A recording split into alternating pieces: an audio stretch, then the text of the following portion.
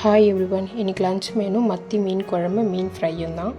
அதுக்கு ஃபஸ்ட்டு மீனை நல்லா க்ளீன் பண்ணி எடுத்துக்கோங்க. இந்த வாட்டி மீனோட முட்டை வந்து ரொம்ப பெருசாக இருந்துச்சு. ஒரு வேளை இந்த மீன் தடை காலம் அப்படின்றதுனால என்னவோ தெரியல. வறுக்கிறதுக்கு மீன் மசாலா போட்டு ஃப்ரிட்ஜில் எடுத்து வச்சாச்சு.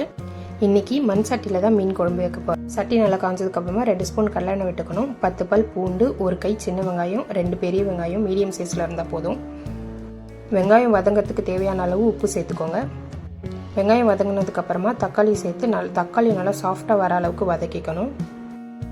தக்காளியும் வெங்காயமும் நல்லா வதங்கினா மட்டும்தான் குழம்போட டேஸ்ட்டு நல்லாயிருக்கும். 4 ஸ்பூன் குழம்பு மிளகாத்தூள் சேர்த்துக்கணும். ஒரு 1/4 ஸ்பூன் மஞ்சள் தூள் ஆட் பண்ணிக்கோங்க. மசாலா எல்லாமே நல்லா எண்ணெயில் ஃப்ரை ஆகணும். மசாலா ஃப்ரை ஆனதுக்கப்புறமா நம்ம கரைச்சி வச்சுருக்க புளி தண்ணியை ஊற்றிக்கோங்க. 1/2 முடி தேங்காய், 1 ஸ்பூன் ஜீரகத்தை நல்லா பேஸ்ட்டாக அரைச்சி எடுத்துக்கோங்க. புளி ஊற்றுறதுக்கப்புறமா 3 பச்சை மிளகாய் போட்டுக்கோங்க. தண்ணி நல்லா கொதிக்கும் போது அரைச்சி வச்ச பேஸ்ட்டை எடுத்து ஊற்றிக்கணும். குழம்பு இந்த மாதிரி நல்லா கொதித்து வரும்போது 1 கை கொத்தமல்லி ஆட் பண்ணிக்கோங்க. மசாலாவோட பச்சை வாசனை போனதுக்கப்புறமா நம்ம மீனை ஆட் பண்ணிக்கிட்டால் போதும். மீன் போட்டதுக்கப்புறமா ஒரு 10லேருந்து 12 நிமிஷம் மீன் நல்லா வேகணும். ஃப்ரைக்கு ஒரு பேன் வச்சு எண்ணெயை ஊற்றி கருவேப்பிலை போட்டுட்டு மீனை போட்டிங்கன்னா அதோட டேஸ்ட் இன்னும் நல்லாயிருக்கும். பொரிக்க போகிற மீனை எப்பயுமே 4 கோடு போட்டு நம்ம மசாலா தடவினோன்னா அதோட மசாலா நல்லா இறங்கி இருக்கும். குழம்பு மீன் வெந்துச்சான்னு பார்க்கறதுக்கு மீனை எடுத்து இப்படி பார்க்கும்போது அதோட வால்லேருந்து அதோட செதை தனியாக பிரிஞ்சு வந்திருக்கும். ஃபைனலாக மீன் குழம்பு தாளிக்க ஒரு பேன் வச்சுக்கோங்க. தாராளமாக எண்ணெயை ஊற்றி கடுகு, வெந்தயம், சின்ன வெங்காயம் நல்லா பொடிசாக கட் பண்ணி போட்டுக்கோங்க.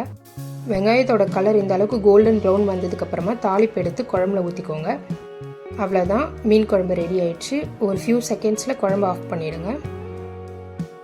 ஒரு பக்கம் ஃபிஷ் ஃப்ரையும் ரெடி ஆகிடுச்சு. மண் சட்டியில் செஞ்சாலும் இதுதான் ஒரு ஸ்பெஷல். ஸ்டவ் ஆஃப் பண்ணதுக்கு அப்புறமாவும் குழம்பு நல்லா கொதிச்சுட்டே இருக்கும். மீன் ஃப்ரை பண்ண பேன்லேயே எக்ஸ்ட்ராவாக கொஞ்சம் எண்ணெயை ஊற்றி மேரினேட் பண்ணி வச்சுருக்க முட்டையும் சேர்த்து ஆட் பண்ணிக்கோங்க. மீன் முட்டை நல்லா இந்த அளவுக்கு பொரிஞ்ச உடனே கருவேப்பிலை போட்டு இறக்கிக்கோங்க. அவ்வளோதான், இனியோட லன்ச் மெனு மணக்க மத்தி மீன் குழம்பு, மீன் ஃப்ரை, மீன் முட்டை ஃப்ரை. டுடே லன்ச் மெனு என்னென்னு கமெண்ட் பண்ணுங்கள். என்னோட சேனல் பிடிச்சிருந்தா சப்ஸ்கிரைப் பண்ணுங்கள். தேங்க்யூ, பாய்.